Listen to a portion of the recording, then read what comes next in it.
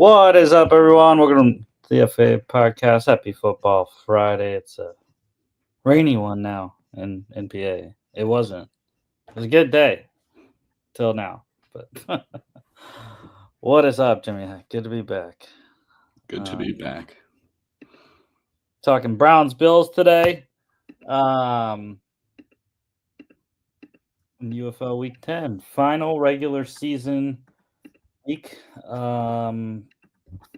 for the UFL. We had already gotten the playoffs locked up a couple weeks ago, but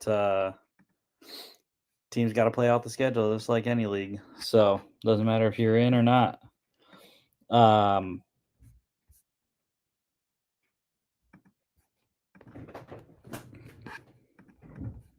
Yeah, let's get rolling here. Starting off with college football news. Nothing breaking. College football news. The CFP potentially getting changed.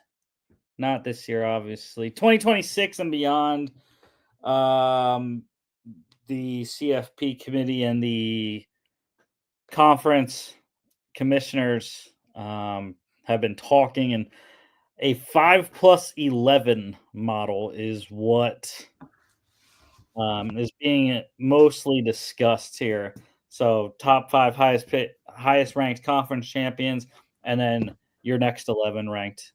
So they feel that 16 is an adequate representation of the best teams in America. I don't think there's ever going to be a real solution. You can't with how many college football teams there are. But I mean, the more that get in, I think the more it makes it interesting. I mean, definitely something needs to happen that was better than last. I mean, last year was. I don't think last year was that great. I thought it was great. Especially with all 4 bye teams losing. Like it was like, what?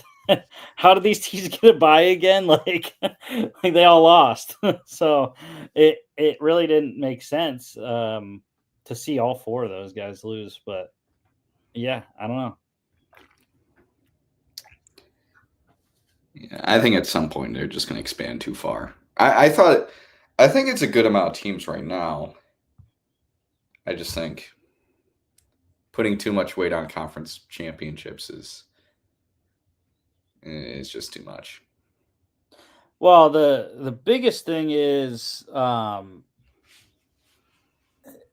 schedule, right? Like the 12-team CFP, if you don't get a bye, like Ohio State did not have a bye, they played what, 15 games last year? 16? I think so. Yeah. Right. So, I mean, you can't.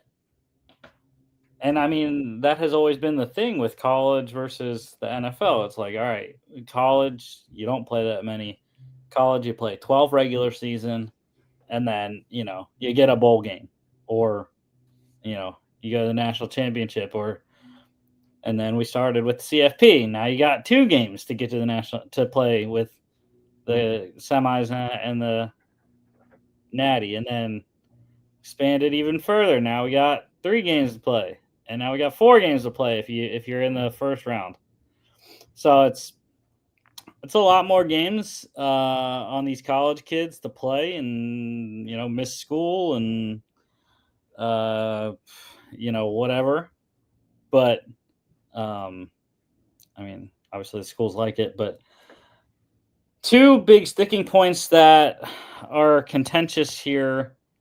SEC and ACC 9-game conference schedules. The other conferences want them to go to that because most conferences have 9-game conference schedules.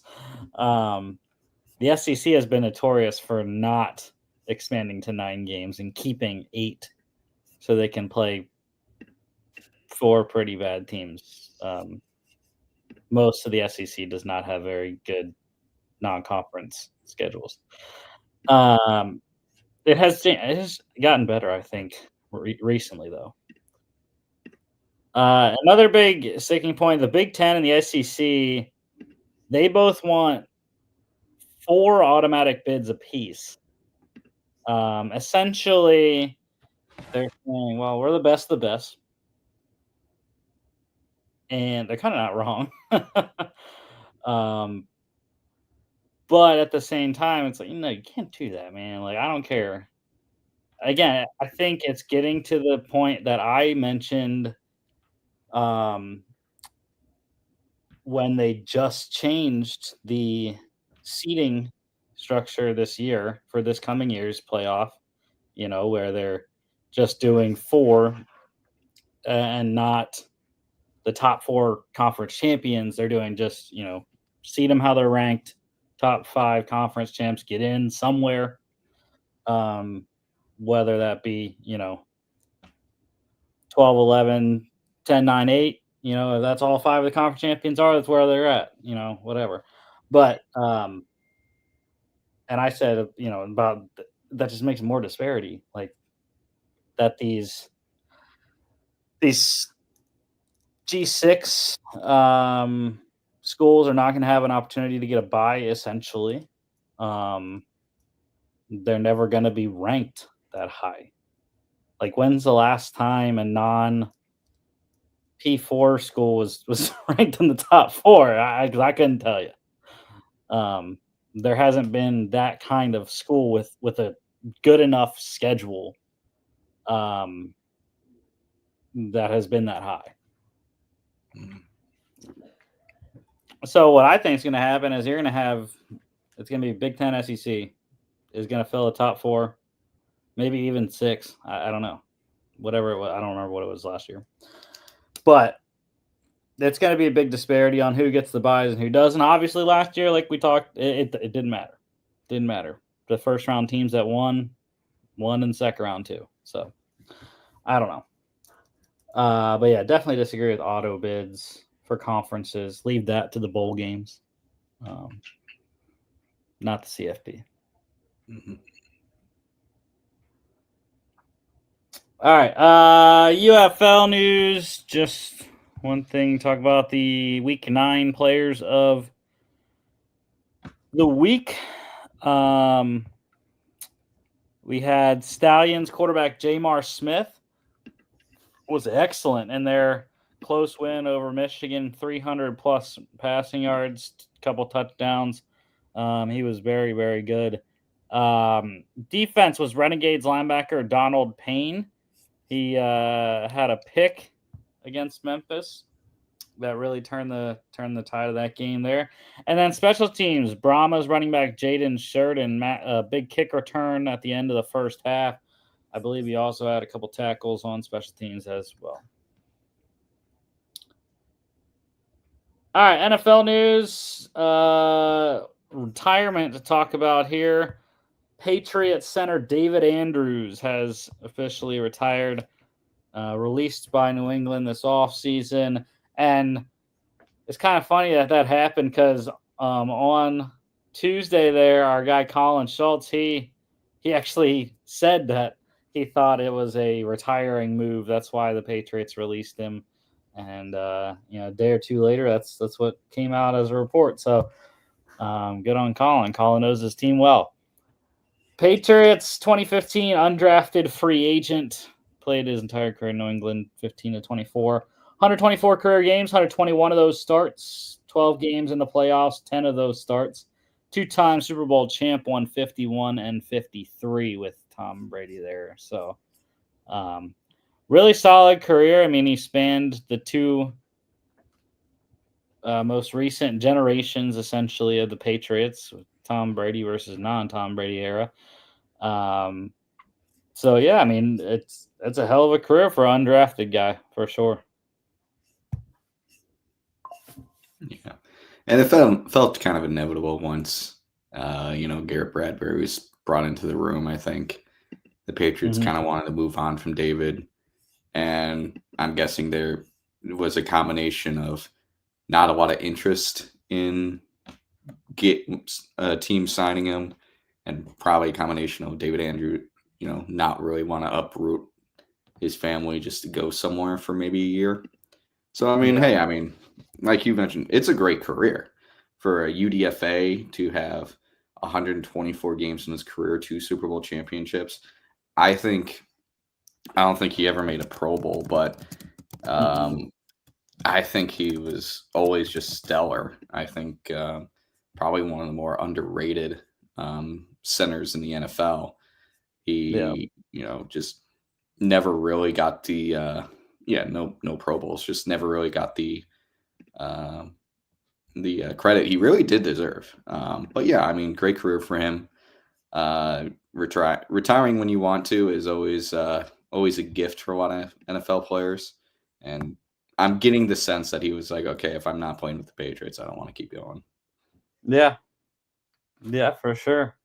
When you hit double-digit seasons in the NFL, regardless of where you get drafted or not, it's always something to boast about. And again, if you earn the trust of Tom Brady, you got to be pretty good, I think.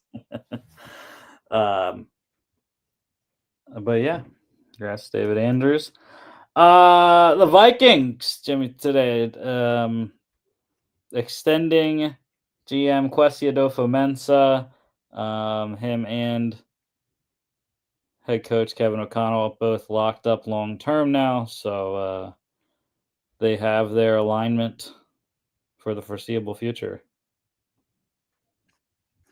Yeah, this, from what I've heard, they've had this on paper basically since February. So that's great. I love Kwesi. I'm guessing, his contract probably lines up with Kevin O'Connell's extension, which I think is great.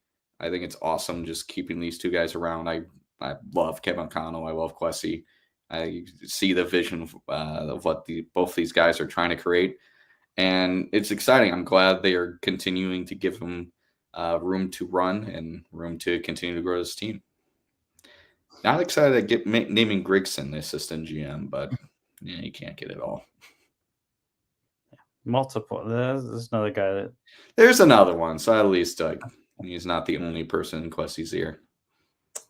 A couple trade rumors going down this week. I don't know if we're quite hitting that kind of time. I feel like it's a weird time to have trade talks right now. Because it's the February 1st deadline. That's probably why.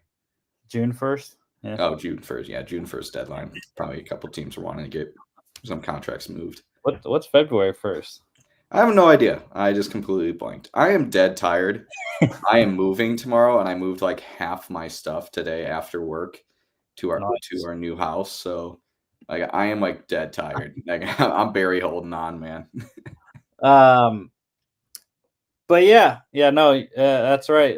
June 1st, cap cut and non. So first one here, Dolphins.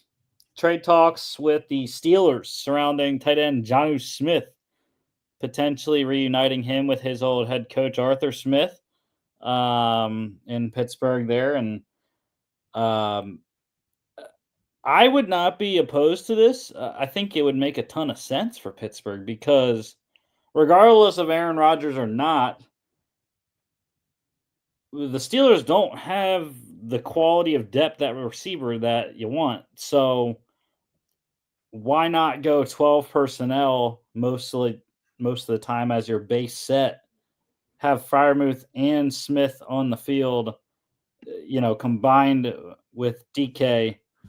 And then, I don't know, whoever else is going to be the number 2. Roman Wilson. Sure. Roman Wilson, Robert Woods. I have no clue who's going to be the 2. But regardless, it would be, DK, Freiermuth, and Smith.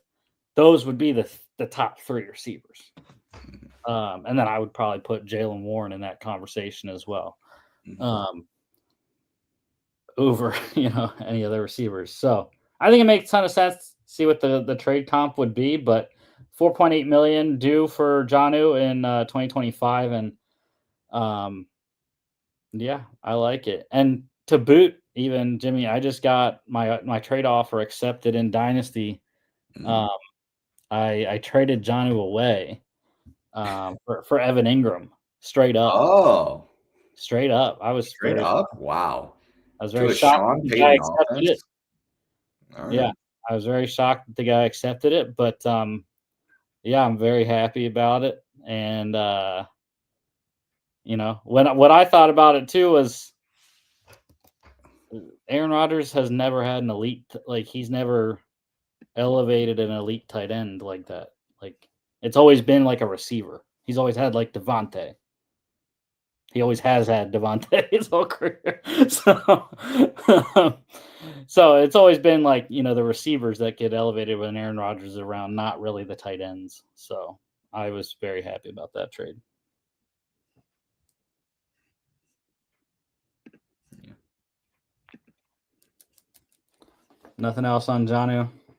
Nothing else really. I mean, I get it from Miami's perspective. I have a really strong feeling that Miami is probably going to look to clear house. I think they're going.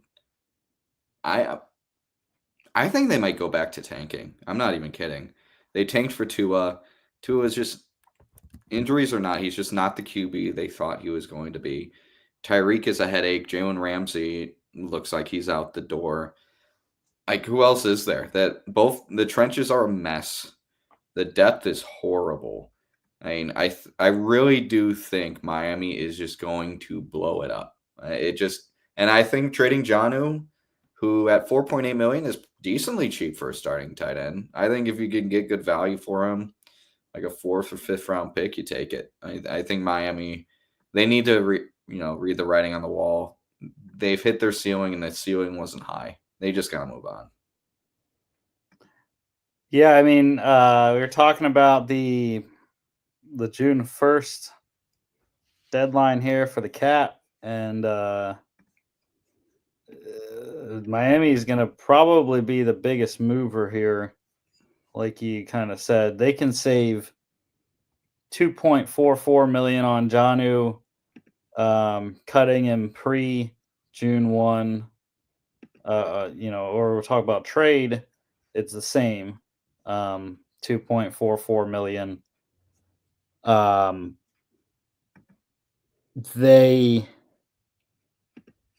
But they would also incur 2.2 million in dead cap. But post June 1 trade, 550,000 dead cap, 4.09 million savings. So it's the same thing with Jalen Ramsey. Trade pre June on Ramsey. That you're looking at 25.213 million dead, and you actually lose 8.552 million in cap space. I never understand how that works, but trading a post June 1, 6.745 million dead money, 9.916 million cap savings. So there you go. But yeah, I mean the Dolphins overall are bottom third of the league in cap space. They have the seventh least, right around 9 million. Or actually, that's effective cap space. They're 13.7 million in cap space right now. Yeah. And I mean, you can't be bottom third in cap space coming off a year where you missed the playoffs. You just can't. Like, yeah, you want to know who else is down there? That's in the same boat. Saints. No, they're actually middle of the pack. Oh, okay. They're getting better. I knew they were in cap hell for like half a decade. Yeah. The Falcons. Yep. There's They another have the one. second least cap space. Yeah. The Giants have the Yeah. third least, and the Browns had the fifth least. Yep. That's what happens when you trade for and sign Deshaun fucking Watson. But I mean, they did just re-sign Myles Garrett to a monster contract, so it's kind of justifiable. I mean, he's the best edge rusher in the NFL, so I mean, you pay him. But I get that. To the other teams too. I mean, sure, the Falcons are in bad cap space, but I would say a decent amount of their cap is to like young up and coming players, or going to be the young up and coming players. Like, Mm-hmm. and once they figure out Kirk Cousins, like the cap space is probably going to shoot back up. Giants, similar thing. They just paid like guys like Russell Wilson, Jameis Winston, just to be placeholders for a short term situation. I don't think they have a bad long term contract, so it should be fine. Dolphins, on the other hand, like just the combination of the Tyreek Hill and Jalen Ramsey contract, and I'll even sprinkle in the Tua contract based on his production. It's not good.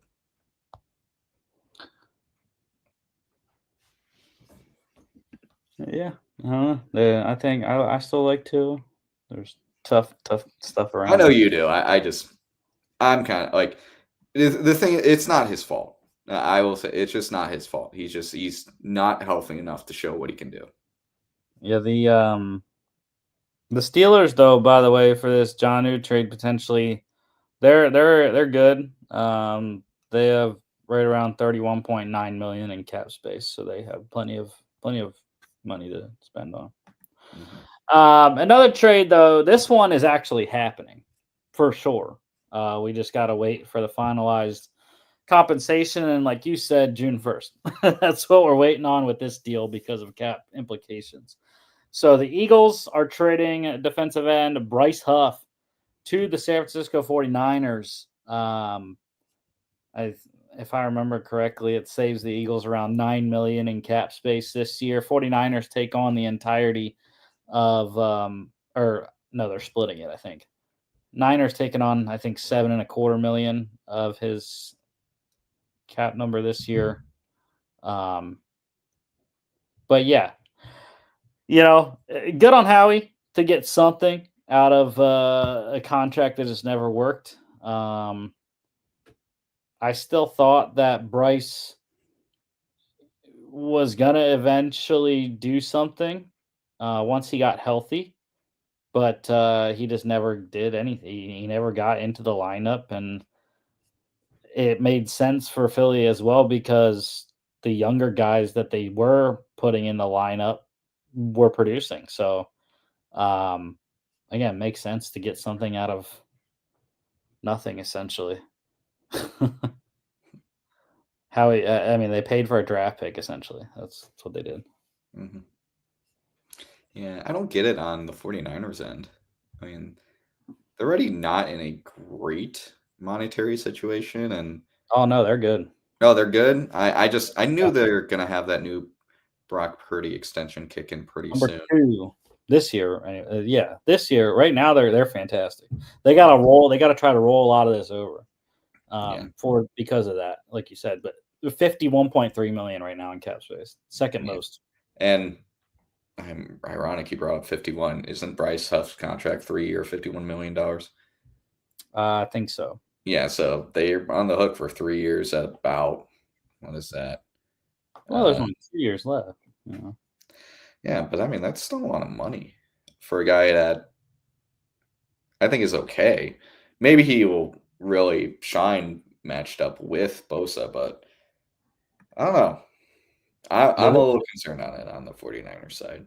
We'll see based on compensation they give up. If it's like a 6th-round pick, I'll be like, okay, it's not too much to give up. Yeah, this year would be the last year guaranteed. Yeah, 7.7 million guaranteed this year. None next year. Because they redid the deal, I believe. So I don't over the cap has it really lower than I thought. 12.6 million cap number. But yeah, they're saying, yeah, like you said, 3 years, 51, 34 fully guaranteed. But they again did it weird. They restructured it, I guess. So sure, I don't know.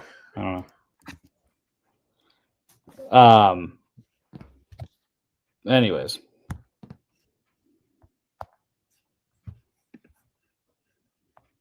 Yeah, I understand from San Francisco's standpoint, just they that was one thing that they badly needed was depth, especially with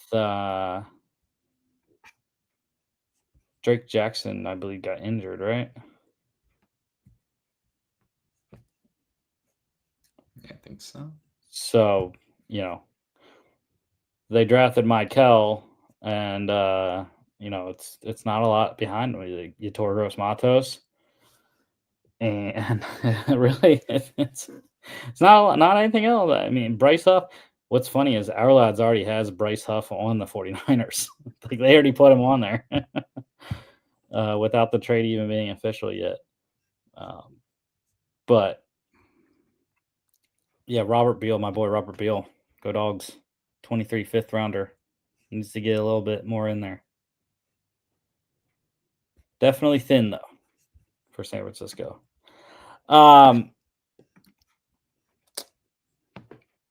One injury, talking about 49ers here, wide receiver Ricky Pearsall, hamstring injury in OTAs. He's out till training camp, essentially. Not a fan, Jimmy. I talked about one of my other dynasty trades with Jonnu Smith and Evan Ingram. Well, guess who traded for Ricky Pearsall last week? Or maybe it was a couple weeks ago. I don't remember. I think it was last week, though. Yeah. Gave up a 2 this year, a 2 next year. Which I thought was a very good deal. But need to stay healthy, Ricky. Just, I freaking hate hamstrings so much.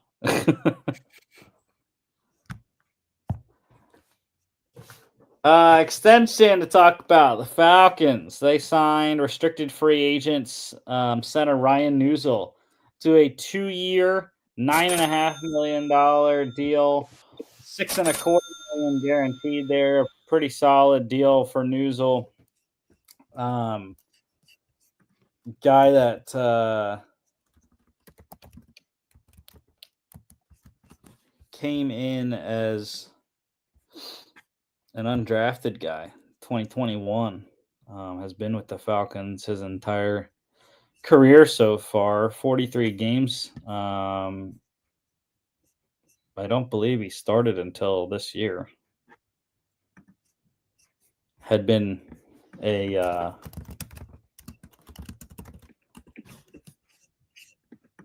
backup kind of swing guy inside, but finally got his opportunity and hit. So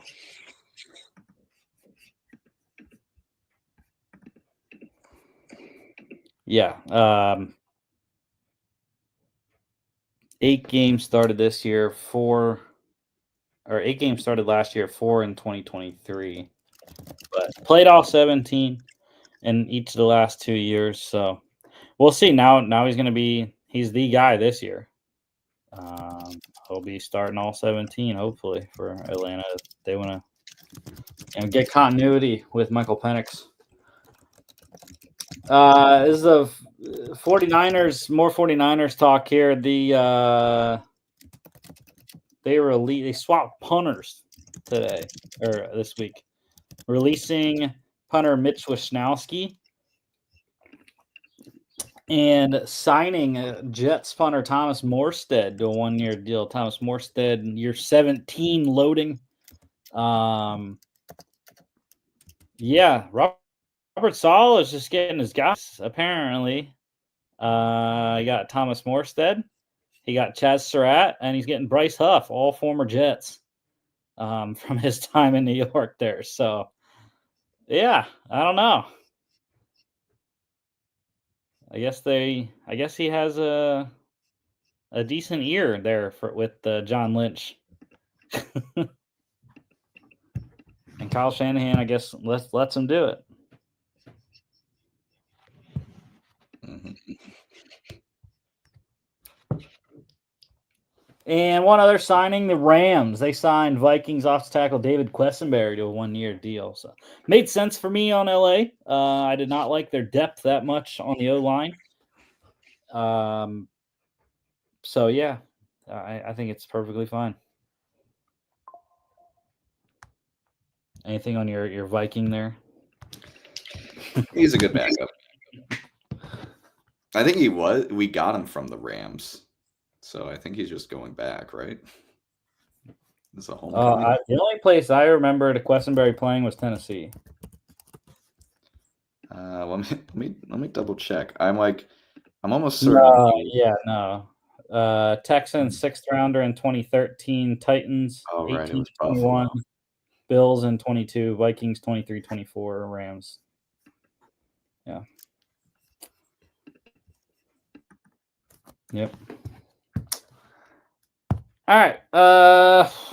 No other news. So, if you want to turn us off, turn Fox on, go ahead. UFL kicking off. Battlehawk Defenders. Winner gets the number 1 seed in the XFL conference. Again, it doesn't really technically matter in terms of venue. It's going to be played at the Dome in St. Louis, but this one's at Audi Field. It's rainy in Maryland right now, so yeah, I know DC is not Maryland. It's its own thing, people, but it is surrounded by Maryland. Just saying. UFL pick standings. Jimmy, it's slipping away here. We're still you're still 5 back. I'm 6 back, and I am on the brink. We kind of both are. We got 7 games left, and essentially we need to pick against Danny every single one to win, which has not happened this week. And Danny is still undefeated in Lone Wolves, by the way. Or no, he's not. Never mind. He's 6-1.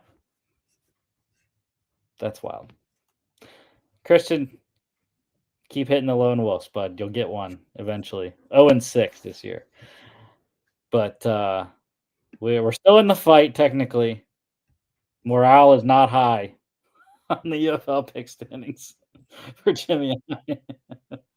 We don't know shit about the UFL. I mean, our records are good. It's just Danny's is a lot better. He has not had double-digit losses yet.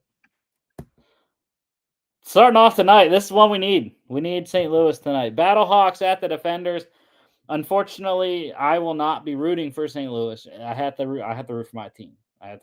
My team's DC Defenders. So, I will be rooting for DC. But my picks will be rooting for St. Louis. So, reason I'm picking St. Louis. Normally, I would pick DC. This is, these two teams are playing back-to-back weeks, right? But before I do that, before I get into my analysis of this game, I forgot we got to.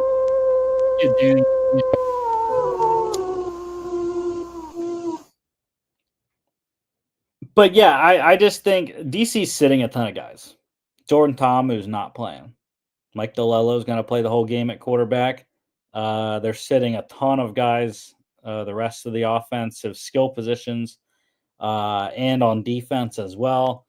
I think the offensive line is staying pretty much the same, but yeah, a lot of I think offensive and defensive line potentially staying the same, but a lot of the back end for on both sides of the ball has changed for this one. DC, and it makes sense. I mean, there's not really a huge incentive for DC to win this game.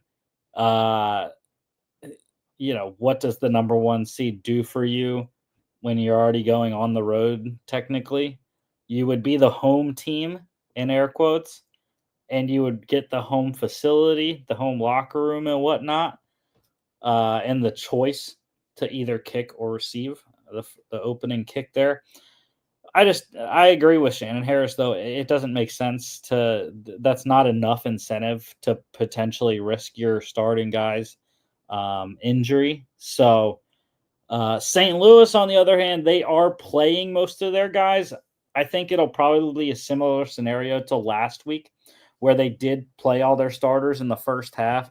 Second half, Brandon Silvers came in at quarterback. They really changed out a lot of the personnel on both sides of the ball, and they still won. They actually demolished Arlington last week even with the backups. So I think it'll be fine. I think St. Louis will probably get a little bit of a lead. I was impressed by Mike DeLello last week. He was, this close to bringing DC all the way back against Houston. They scored a touchdown late, couldn't get the 3-point conversion to tie it. And then there was only 3 seconds left, so not much to do on the 4th and 12 alternative onside kick there. Total is 43.5 here. I am going to go on the over. DC's defense continues to give up a lot of points, and that's my concern in this game and next week in the playoffs as well. 8 p.m. on Fox. Also kind of a revenge game. DC beat St. Louis earlier in the year. Granted, that was with Manny Wilkins at quarterback for St. Louis. Tomorrow, we got the Roughnecks at the Panthers, and I am rolling. Taking my shot.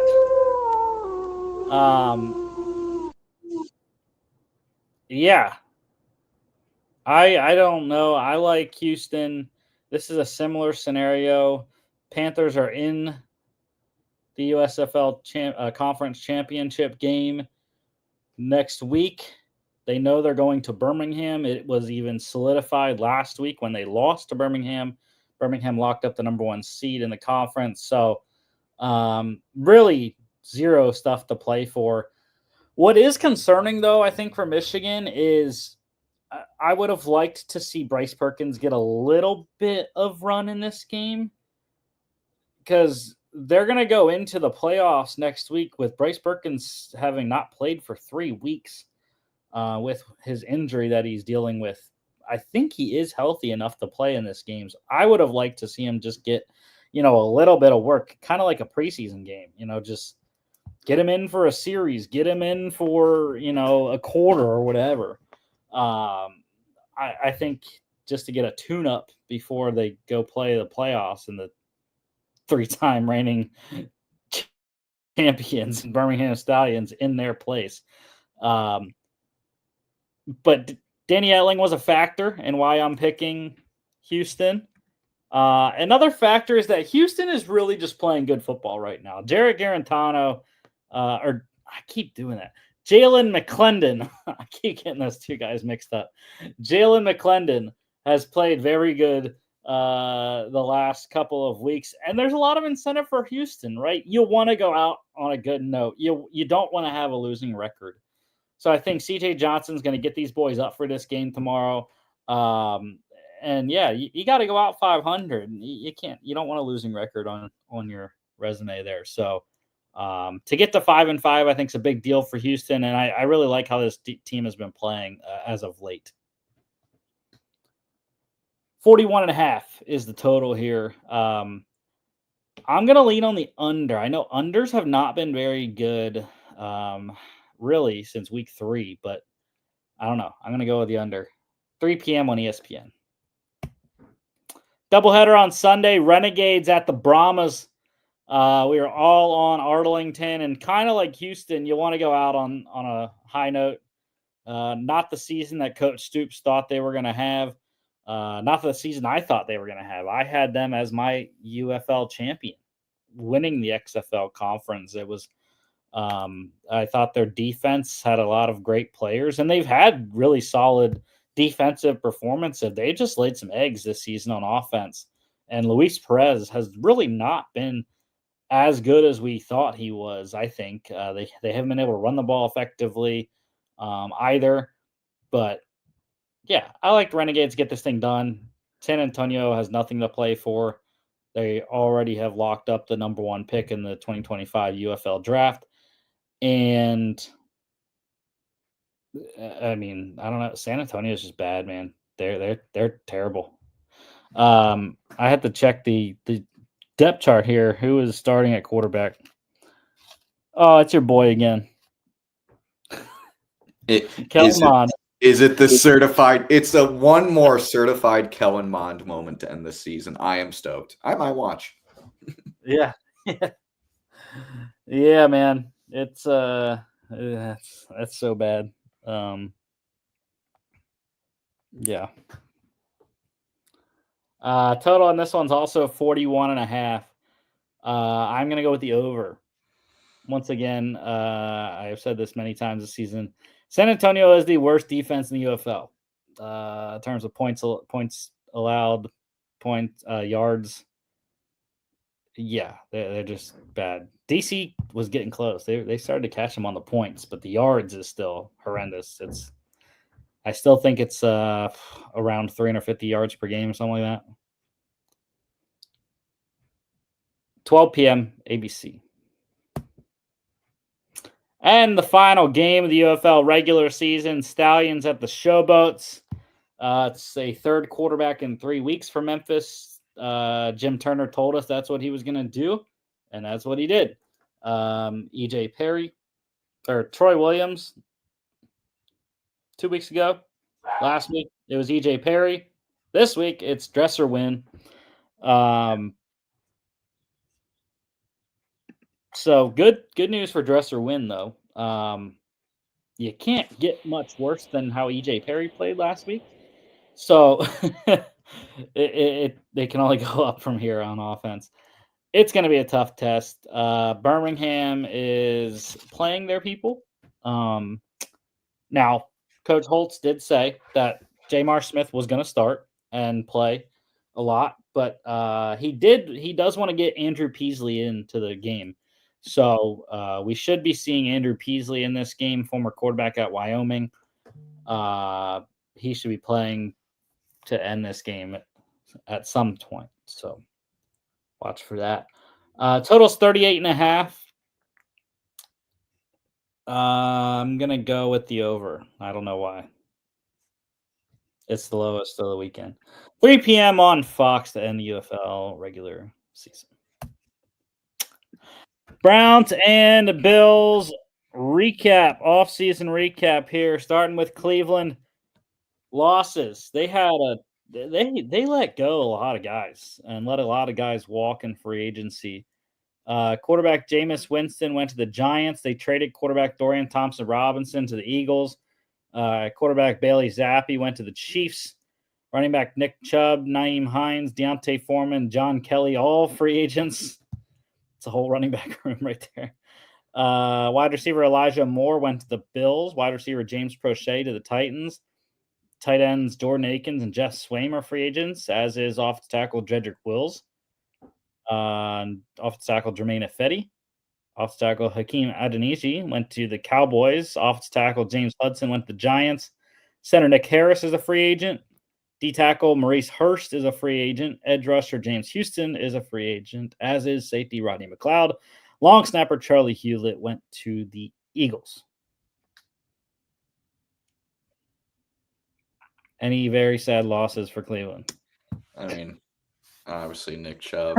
By the way, I bought this jersey on eBay like right after it was announced that he wasn't going to resign because the price dropped like $15. I was like, fuck yeah, that's cheap as hell. I'm going to get it. So I get the guys are letting go. This is also the cost of re-signing Myles Garrett and having, fucking Deshaun Watson still on the books. You have to let guys go. But on that list, there isn't a guy where I genuinely go, oh, crap, really wish he was still on the team. Like, Rodney McLeod was awful.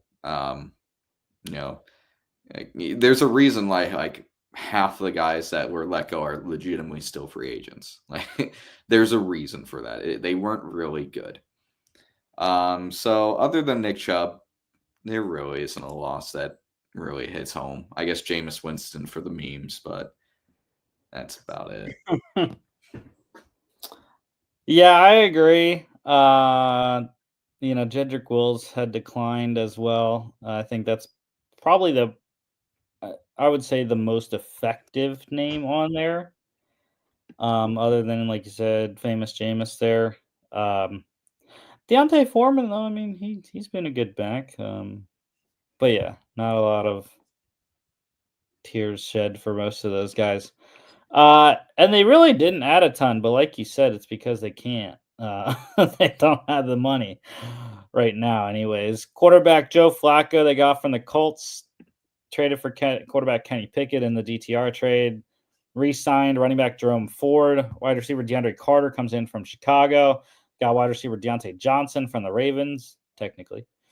Off tackle Jack Conklin, they re-signed. They got tackle Cornelius Lucas from the Commanders, guard Tevin Jenkins from the Bears, edge rusher Joe Tryon-Shoyinka from the Bucks, edge Julian Okwara from the Cardinals, re-signed linebacker Devin Bush, signed Titans linebacker Jerome Baker, and a couple of safeties, Rayshon Jenkins from the Seahawks, DeMonte KZ from the Steelers. Pretty even O to D ratio there. I like their defensive additions though. Baker, I think Jenkins is an underrated one, and I don't know. Tryon-Shoyinka might turn out pretty good for them. Former first round pick. Yeah, that's the one I'm actually super interested in. Playing the same position, probably will play opposite of Myles Garrett, getting a chance to really shine. I think he was kind of limited in Tampa because he was drafted to obviously a stacked team. He was drafted with the pick they had after they won the Super Bowl. So, and after the Super Bowl, where they literally kept the entire roster, they didn't let anyone go that summer. So he just really didn't have room. He showed flashes that showed you, yeah, he's a first round pick, but never really found footing.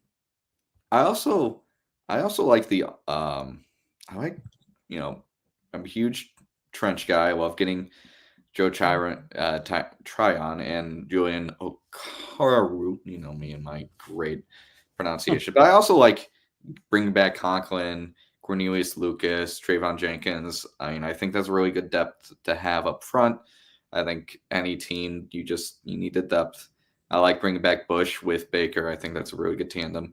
And other than that, I think it's pretty solid. I like bringing back Joe Flacco. Obviously, my wife loves that pickup. I think she's the most excited about that. I think she cheered when I told her about it, which makes the choice, not to spoil anything, but which makes the choices during draft day really odd. But we'll get to that. Yeah, what I'm interested to see is if Deontay Johnson is on this roster by training camp.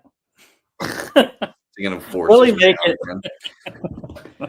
because he's listed as number 4 right now. Mm-hmm.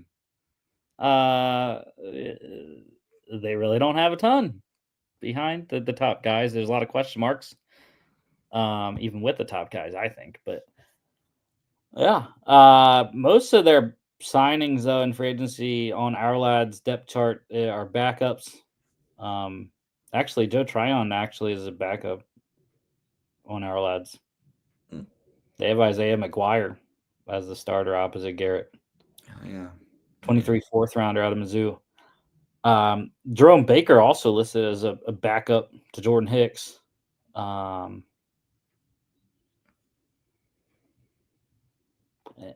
And yeah, their safety room is pretty loaded now. Del Pitt, Ronnie Hickman, Jenkins, and KZ. That's one of the best, but I think one of the best safety rooms in the league. All right, let's go to the draft. As you foreshadowed, defense tackle Mason Graham, Michigan, number 5, after they traded back.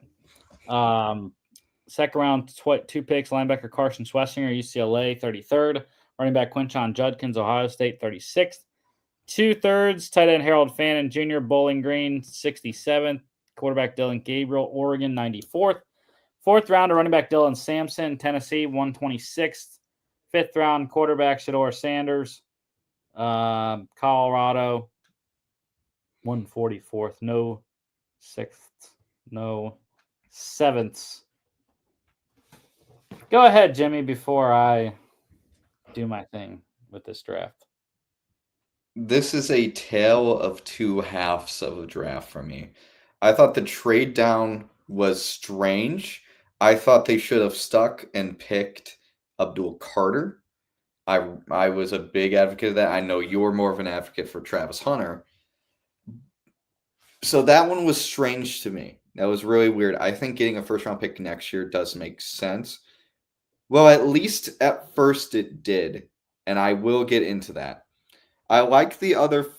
But even with the trade back, I do like the first half of their draft.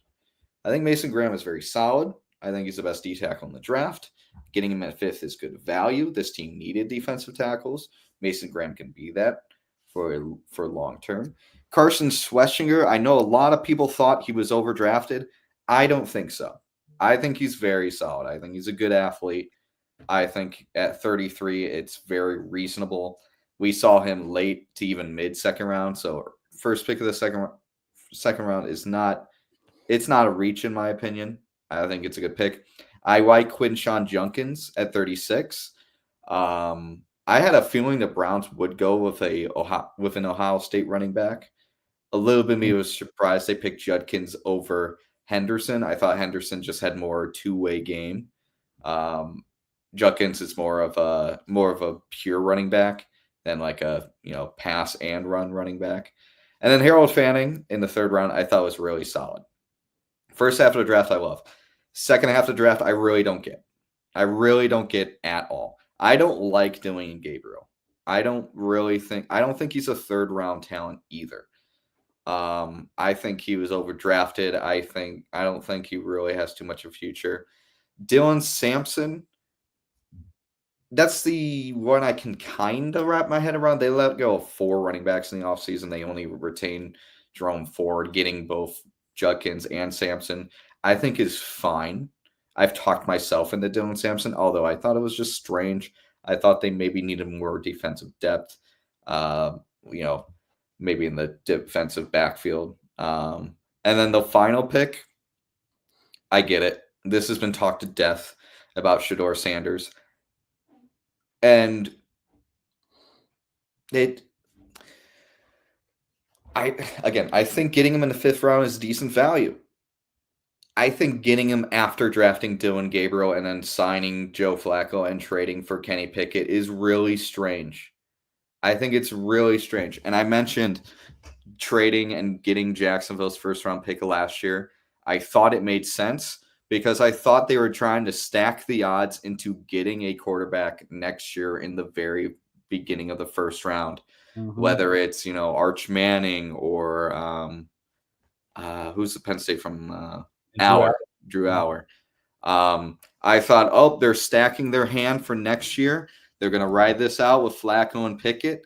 They're going to try to probably draft a QB with either their pick or Jacksonville's pick next year, and they're going to roll. And then they picked Gabriel, and I was like, okay, I don't like Gabriel, but maybe they just see him as a pure backup, whatever. And then they picked Shador Sanders. I'm like, okay, what are you doing? This is really strange. You now have double drafted twice in this draft, and now you have 4 quarterbacks in the room. Are you going to end up cutting one of those quarterbacks? If so, who is it? Is it the guy you traded for? You gave up assets for in Kenny Pickett? Is it the veteran Joe Flacco? Is it a 3rd round pick or the 5th round pick? I found it strange. Again, tale of two halves in this draft. First 4 picks, I really like. Last 3 picks, I can't wrap my head around it. It just doesn't make sense to me.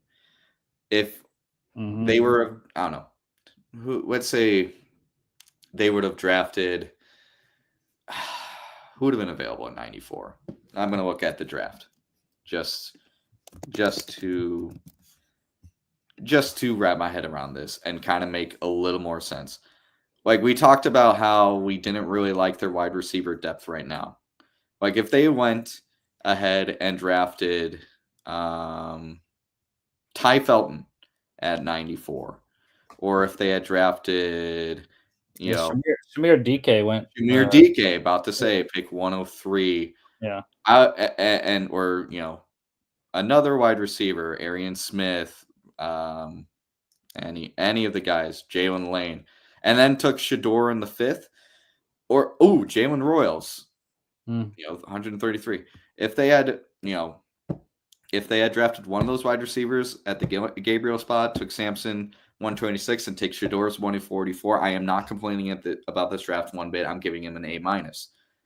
The fact that you double draft a quarterback, 2 quarterbacks that I'm not sold on, when you are in a situation where you're desperate to get a top flight quarterback, and next year you have 2 chances to get that with your own pick and Jacksonville's pick, it really did feel like they wasted at least 1 draft pick on a quarterback that's probably not going to be on the roster after a rookie deal.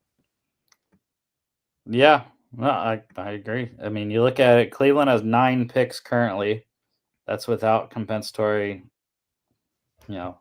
projections. They have 2 1s and 2 7s next year, and Detroit's 6th over their own. Yeah, I hated this draft. This was one of the worst drafts that I had on paper here. They didn't fill my number 1 need, which you already mentioned was wide receiver. Which, again, that's why I thought Travis Hunter would have been perfect. That was my number 1 need. I also had corner as my 6th need for them. Would have filled both.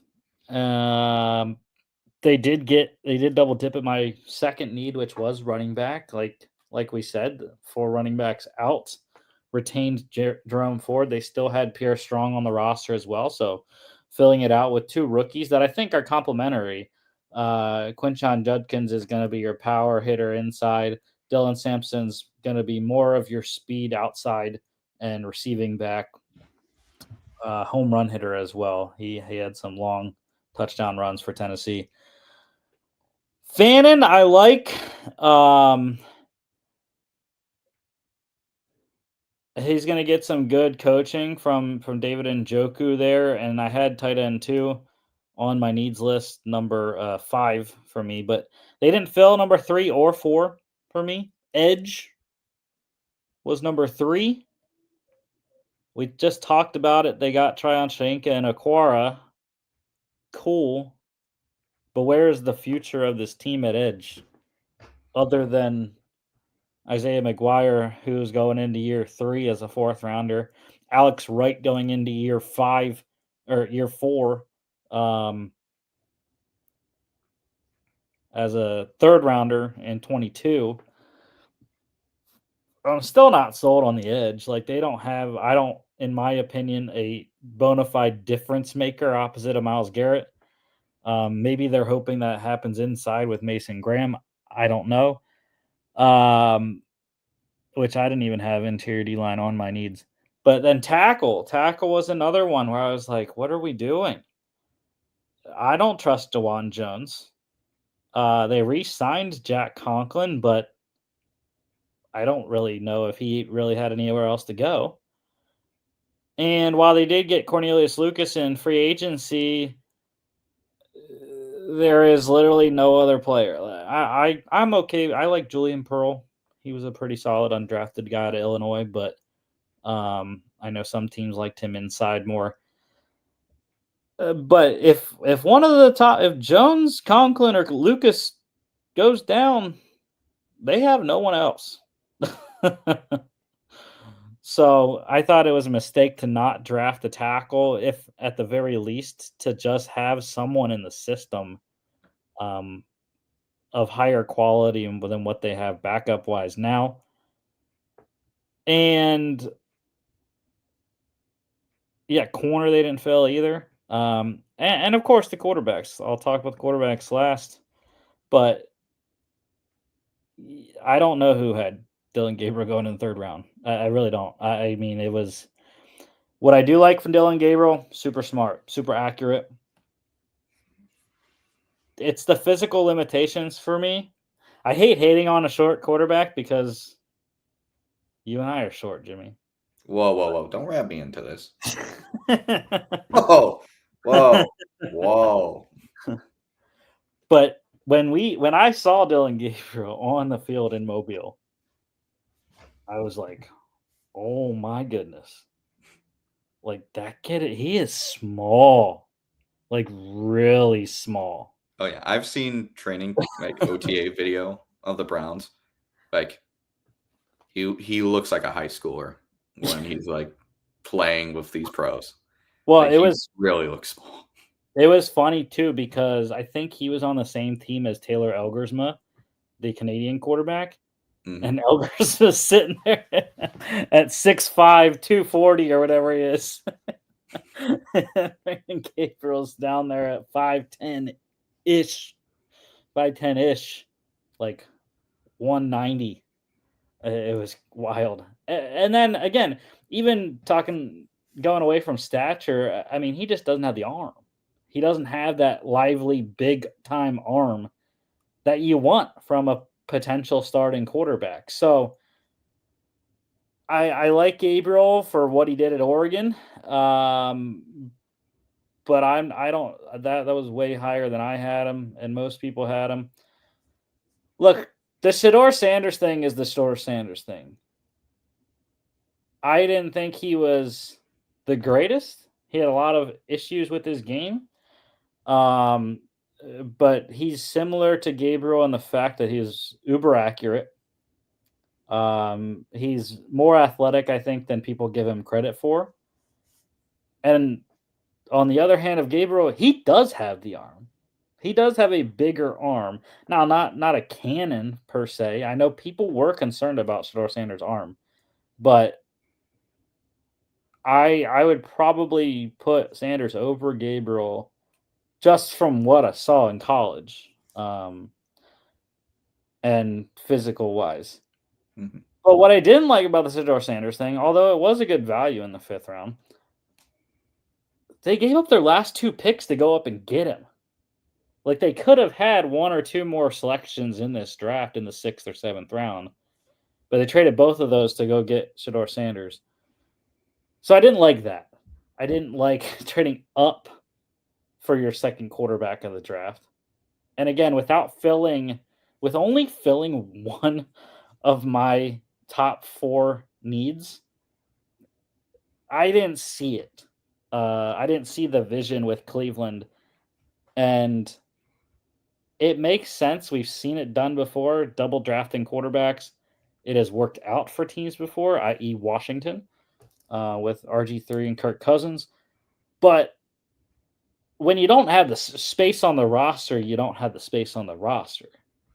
I know you want camp arms, but you can sign undrafted guys to throw the ball in training camp as your 4th or 5th quarterback. You don't draft the guy to be a camp arm.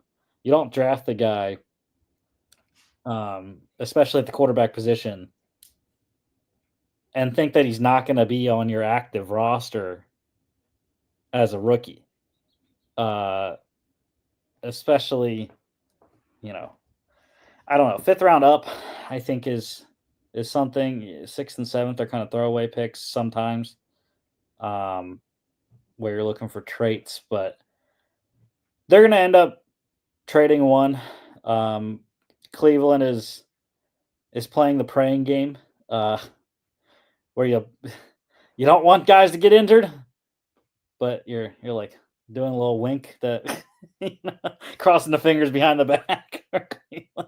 Whenever Man, I hope this guy you brought in works out, but like, if something goes wrong, give me a call. It's like those guys that are stalking your girlfriend and are just dropping hints, just like I'm rooting for you guys, but if you ever just piss you off, you know where to find me. You know my number. Cleveland is doing all the voodoo magic they can for every other quarterback in the NFL.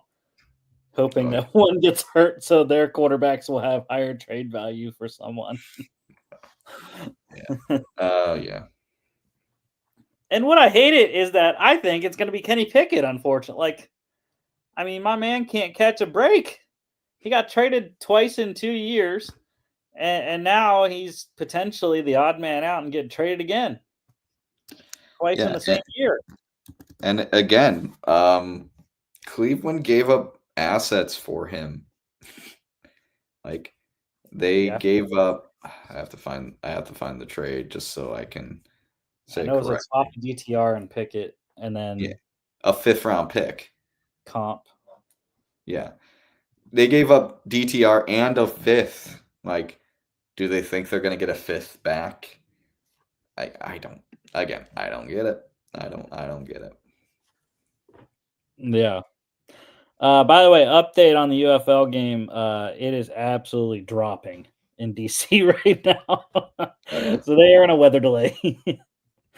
It's one of those games where they show the feed and then they like kind of fade out the people in the background to just show the rain, and it's like, yeah. All right, let's go to the Browns schedule here. Home against the Bengals, at the Ravens, at home against the Packers, at the Lions, home against the Vikings. That's a London game. At the Steelers, home against the Dolphins, at the Patriots, bye week 9. I love that. At the Jets, home against the Ravens, at the Raiders, home against the 49ers and the Titans, at the Bears, home against the Bills and the Steelers, at the Bengals. My goodness. Oh, actually, it's 7-0 St. Louis. I guess they scored. I don't know how they got. Okay, whatever. 7-0 St. Louis. Weather delay, 10:37 to go in the first. But my goodness, I was surprised when I looked up the strength of schedule. This is only the 13th hardest schedule in the league. I could not believe that when I see. I think it's because the bad teams on this schedule are just carrying the load. Like teams like the Dolphins, the Patriots, the Jets, the Raiders, the Titans. I think they're just like they're carrying. The 49ers only had 6 wins last year too. 49ers on paper only had 6 wins as well. And yeah, I think it really is just taking on teams that had bad seasons last year that got exponentially better. Like, and just facing a team like the Titans is just going to, the strength of schedule is going to tank. But I mean, I'm looking at this. I think it's very realistic they go into that bye week like 2-6. Like, it's those first 5 weeks are not forgiving. I mean, a 3-week gauntlet against the NFC North, like, geez, and then coming back home and then facing your biggest rival on the road. Pittsburgh. They might start 0-6. Vikings defense, and Steelers defense back-to-back weeks is wild. Lions defense, Vikings defense, Steelers defense 3 weeks in a row. Like, this is awful. Like, they will really need to scratch and claw to be 2-6, and they might have to just win against the Dolphins and Patriots and hope for the best. But yeah, I mean, I'm looking at this schedule, and I really don't see more than 6 wins. I don't. I think they could win against the Dolphins at home. I think they could win against the Patriots. Jets, maybe. Raiders, maybe. Titans, sure. Bears, maybe. I really see I see 3 games they should win and 3 other games they might win.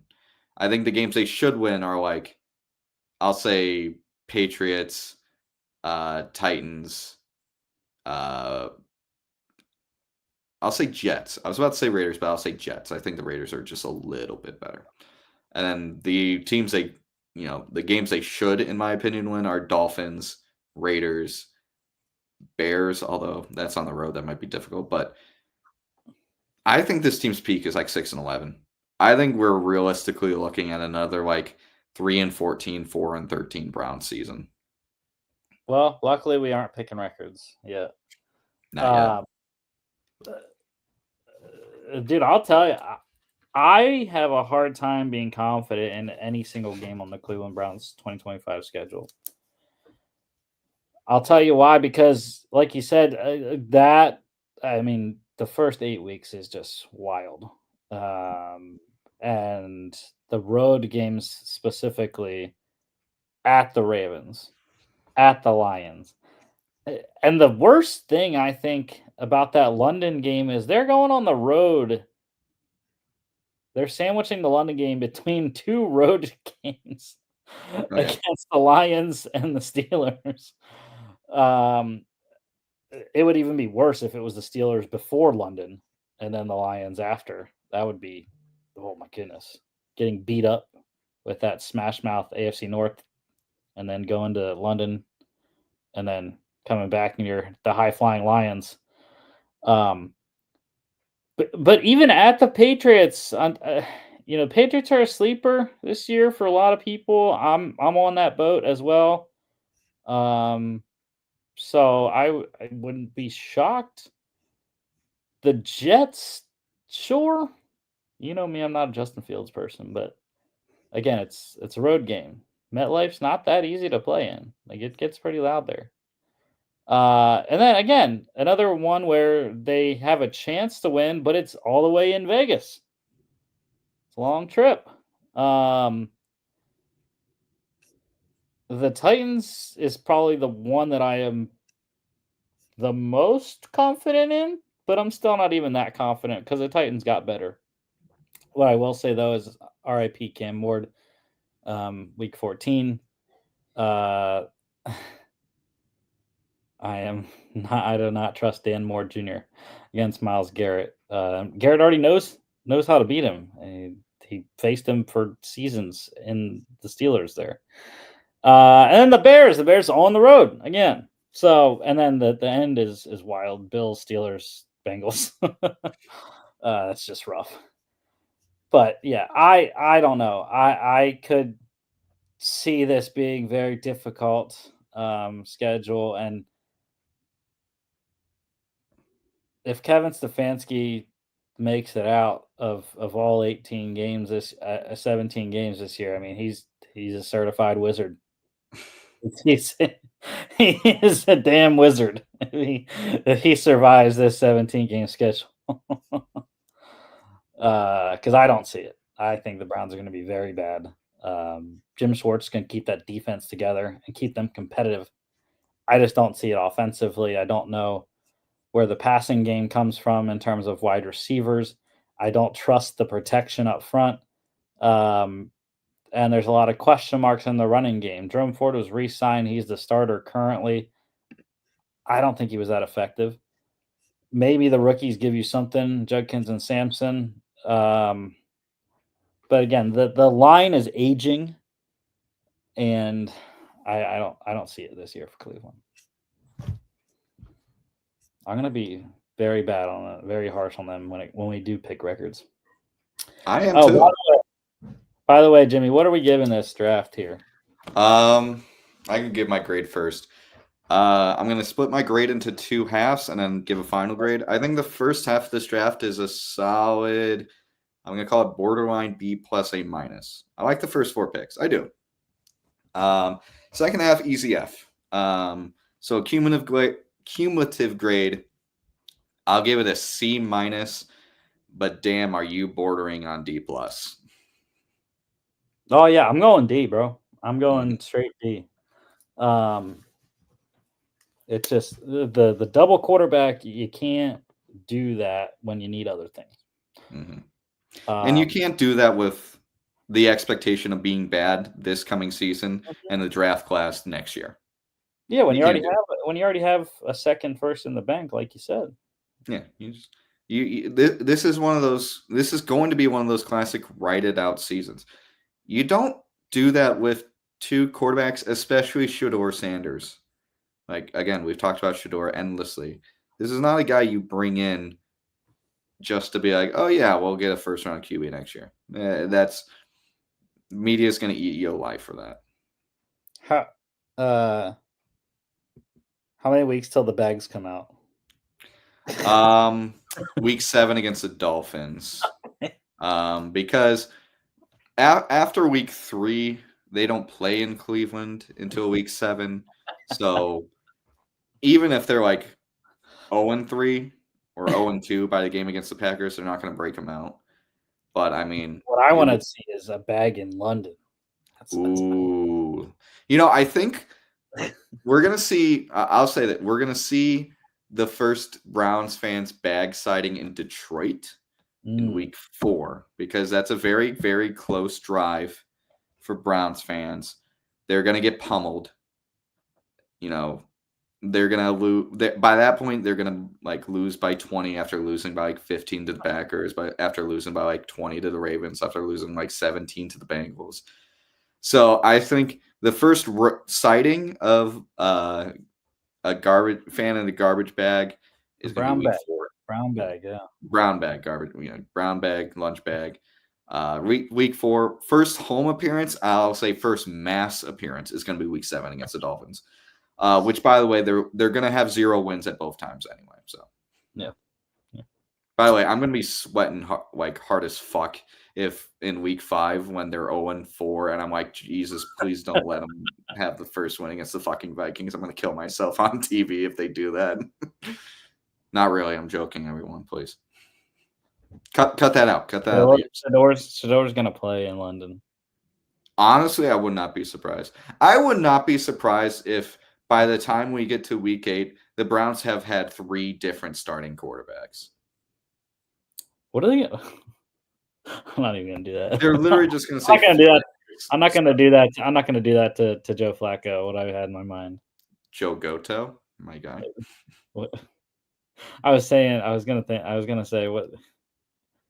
What are they gonna do if Joe Flacco gets injured? What are they gonna do? They're gonna bench him against the Baltimore Ravens. Yeah. It's gonna be heartbreaking. Bills off season here. Go to an actual good team. Wide receiver Amari Cooper is a free agent still. Wide receiver Mac Hollins went to the Patriots. Tight end Quentin Morris to the Jags. Defensive tackles Austin Johnson, Quentin Jefferson, Jordan Phillips, all free agents. As is edge rusher Von Miller and Dwayne Smoot.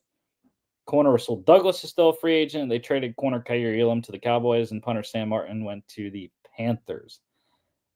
This was a lot for Buffalo. Similar to the Browns, though, most of their losses are still available. I don't get the rationale. This Russell Douglas thing, man, is still baffling to me. This team still needs corners. Even after the draft, they still need corners. I don't know what they're doing. I'm still not sold on the depth. I don't know. Maybe Bills fans are happier about the depth than I am. But Russell Douglas was very good for Buffalo last year, and I don't understand the rationale of not re-signing him, especially with him still being available. His price point cannot be that high.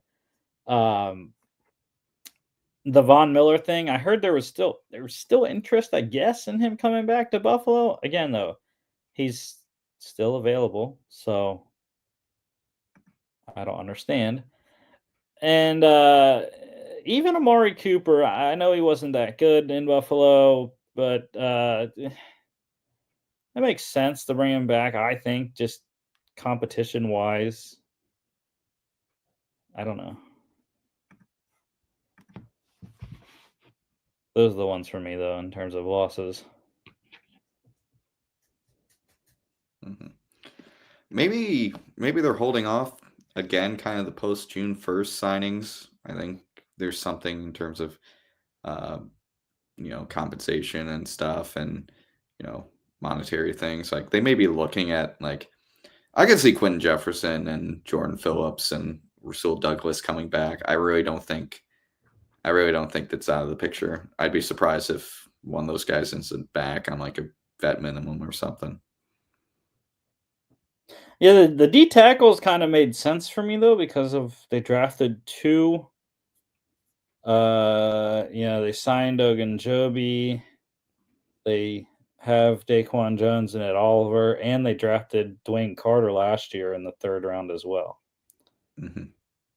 So they're kind of loaded at D tackle. Free agency and re-signings. Running back Darrington Evans comes over from the Bears. They re-signed running back Ty Johnson and fullback Reggie Gilliam. Signed wide receiver Elijah Moore from the Browns. Wide receiver Josh Palmer from the Chargers. Guard Kendrick Green from the Texans. I mentioned D-tackle Larry Ogunjobi from the Steelers. Edge rusher Joey Bosa from the Chargers. Edge Michael Hoyt from the Rams. Linebacker Matt Milano, they re-signed. Signed corner Dane Jackson from the Panthers. Corner Tre'Davious White from the Ravens. Safety DeMar Hamlin, they re-signed. Safety Derek Forrest, they got from the Commanders, and they re-signed long snapper Reed Ferguson as well. Hoyt and Ogunjobi suspended the first 6 games of the season, so those guys are out.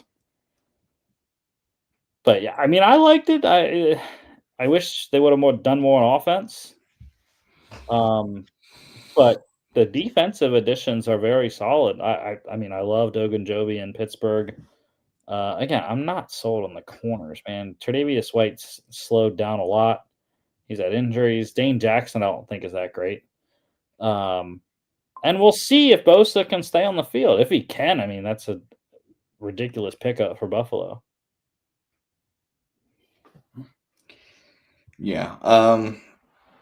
These signings just scream to me that they're very confident in their core and they just wanted to build around the edges. And I think they believe in their drafting. So I like the combination of Moore and Palmer. I think that's pretty good. Wide receiver depth there. I don't like that Josh Palmer's starting.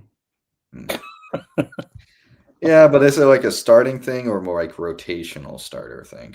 No, he's the top 3 receiver. We'll see. We'll see what happens after training camp.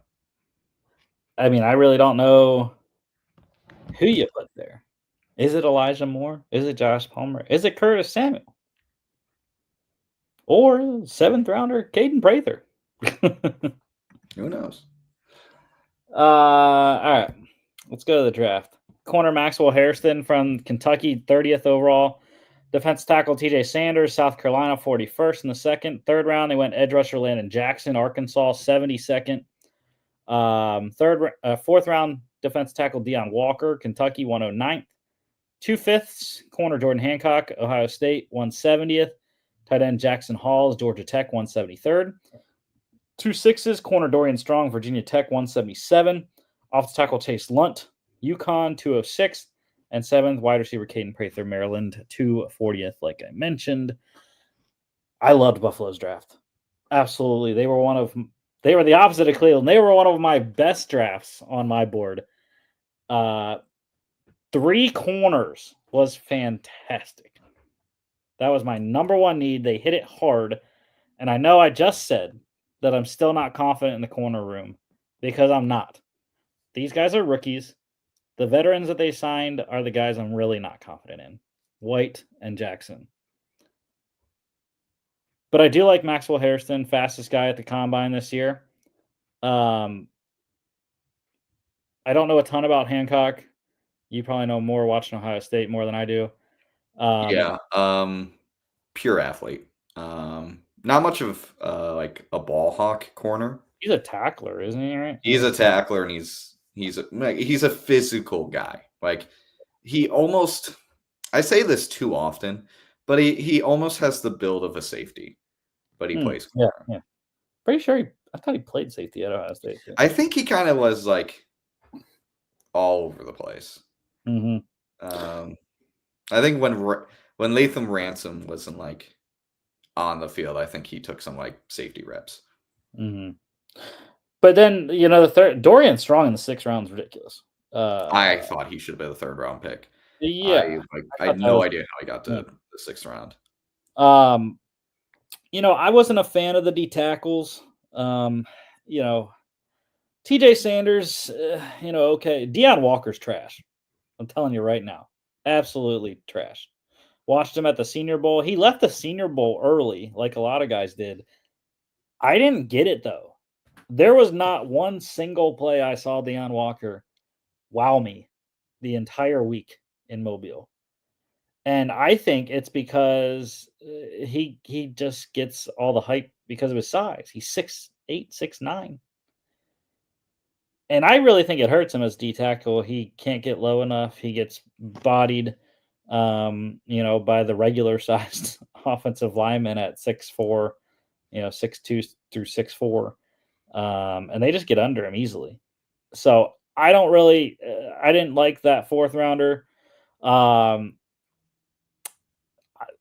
love Landon Jackson. I've loved Landon Jackson the entire process.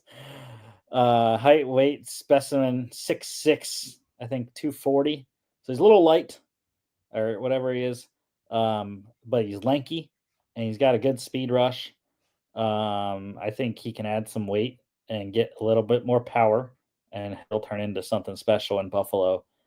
And then the rest of Jackson Halls, I really like. It was interesting to me that they re-signed Gilliam because Halls is an H-back. He's not a traditional tight end. He's going to be your H-back kind of guy. I was really impressed with him in Mobile for sure. Catching the ball, he was very solid. So maybe he is a traditional tight end. Maybe he's not. I don't. Our lads has him as tight end 3. They do not have him as a fullback. So I don't know. I think he can do it if asked to. Don't really know a ton about Chase Lunt, but I like the value in 6th round. And Prather, I wasn't a big fan of. But sure, they needed to draft one wide receiver at least to get a shot at something. I think Prather's, I don't know if I'm 100% correct. I think Prather's also a return guy. So I think they might also look to him in that part of the game, which is a pretty good thing to get in the 7th round. Guys always like getting those return specialists late in the draft. They got a size guy, 6'3" and a half, 204. Yeah. But yeah, I love this draft. This is a team that ever since that video of, what was his name, Kyler Elam in the playoffs got burnt. You know the video I'm talking about. Ever since that video came out, I knew they were going to go all the way in on getting young corners that they can develop, and multiple of them to just get multiple chances at getting someone. And I really think they went 3 for 3 in terms of both value and the player. I know we talked a ton draft day, and I said it on the pod when we did the draft day pod when Maxwell Harrison went over, I'm blanking on his name. The corner that we had going to the Panthers at 8. Will Johnson. Will Johnson, yeah. I remember, I think I said on live, something's up with Will Johnson's leg. It must be really serious. But I love Maxwell Harrison. He was shooting up draft boards. He was mid-second round, 3 months before the draft, and he just continued to show why he deserved it. I like TJ. I think TJ and Walker can be complementary because they're both kind of opposite players. TJ may be considered to be kind of undersized for a D tackle. Dion, as you mentioned, is a physical beast. I don't put too much emphasis on Senior Bowl production. Senior Bowls are they're whatever you want them to be for a lot of people. So I'm not going to overthink it. I love Landon Jackson, Jordan Hancock, and Dorian Strong. I think are steals. 5th and 6th round pick for both those guys. I think both of them could easily win at least in the 3rd round. I think they're steals. In terms of the offensive side of the ball with Haas, Lunt, and Prather, I thought they were okay. But that's all you really need. This Bills offense is, fantastic. Even with the lack of name power in the wide receiver room, I think this offense is so damn good. So they didn't have to hit home runs with their offensive picks, but I think Haas and Prather can be valuable. So yeah, I think this is the opposite of the Browns for me. I'll give my grade now. It's an A. I think this is an easy A. Bills nailed it.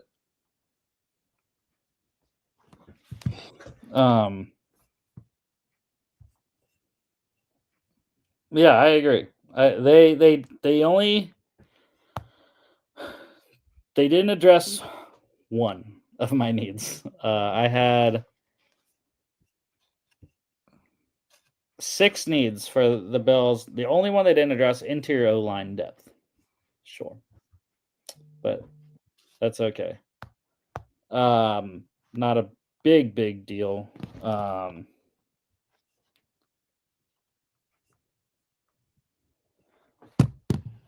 But yeah, I agree. A for me. I don't think they won the draft for sure, but definitely in a top tier, top 5 draft for sure. Schedule. Home against the Ravens, Sunday night football. They get a lot of prime time early on in the season. At the Jets, week 2. Home against the Dolphins, Thursday night. Home against the Saints. Home against the Patriots, Sunday night. At the Falcons, Monday night. Week 7 bye, kind of early. But it's right around the mid-season, so especially with a veteran type of team like Buffalo, I really enjoy mid-season buys. It's tougher when you get later in the season ones or even early because then you're playing so many games in a row.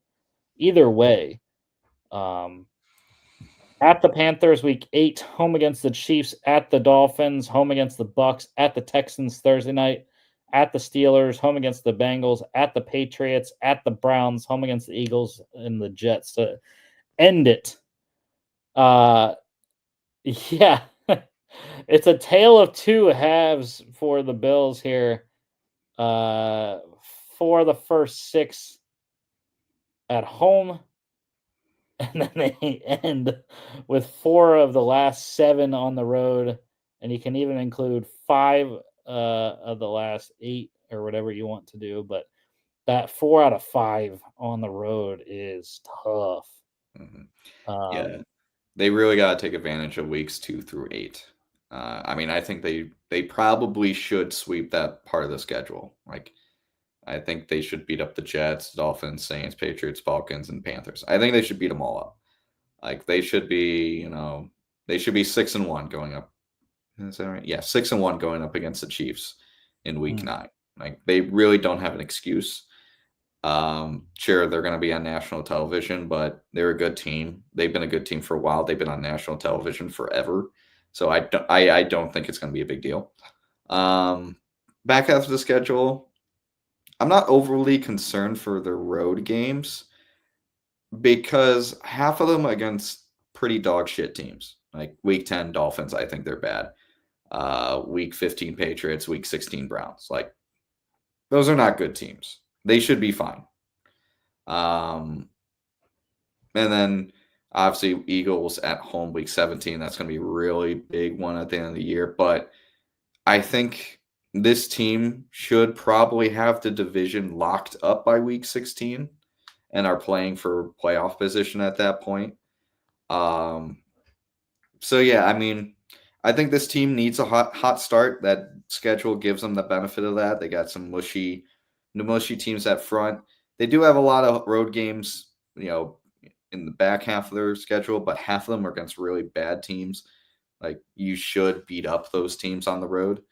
And, even when they play a really good team like the Chiefs, they have the benefit of being at home. When they face a really good team in the Ravens week 1, they're also at home.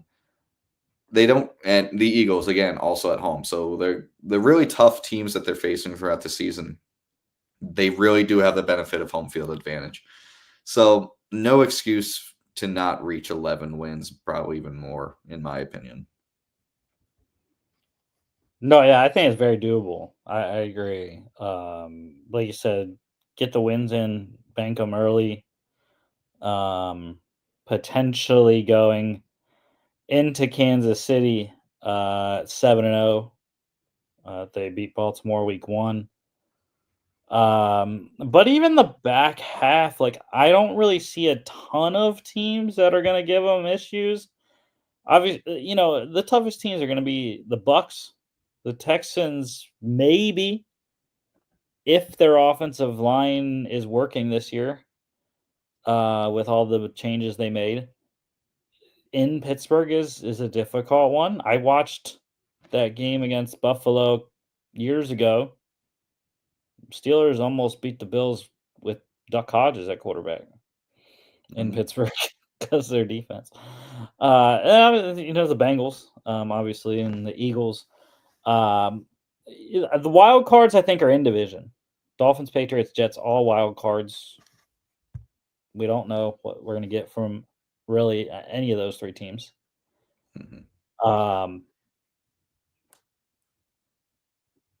But yeah, I think the hardest ones are the three AFC North teams that they got: the Steelers, the Bengals, the Ravens, the Texans, and the Chiefs, and the Eagles.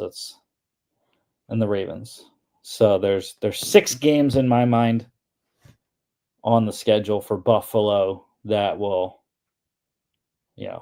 vault them to number 1 seed or drop them down to 4.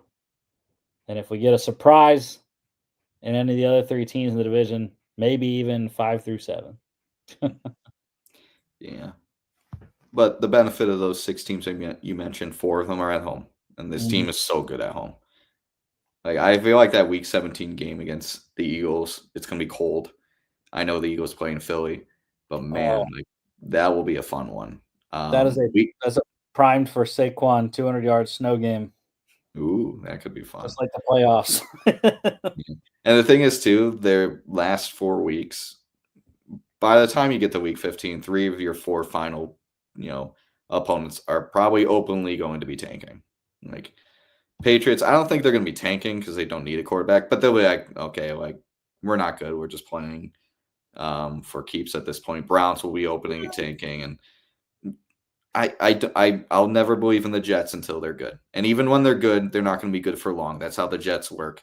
They're good for like 2 years at a time. We remember Sanchez. They're good for 2 years at a time out of nowhere, and by the time you notice they're good, they're bad. They're Schrodinger's cat. The second you notice they're like a decent team, they are now a bad team. The only way for the Jets to be good is to sneak up on you and no one pay attention. But you can't do that because this is a New York team. That market's too big. But yeah, I don't believe in the Jets. I like Justin Fields, but I don't believe in him. By Week 18, they're gonna be sitting people and just taking the loss. I'm saying the Week 15 game is gonna matter for the Patriots. For the Patriots, I think that's the one that has the most chance, but I think there's a good chance the Patriots at that point would be like 6-9, 6-8 playing for pride. Yeah, I think Week 11 through 15, you're going to be playing all playoff or potential playoff teams. So I think that's going to be the most difficult stretch of the year. And obviously, by the time we get to that second half of that with the Bengals and the Patriots, we'll kind of know what the playoff picture is looking like if the Bengals and Patriots are in it.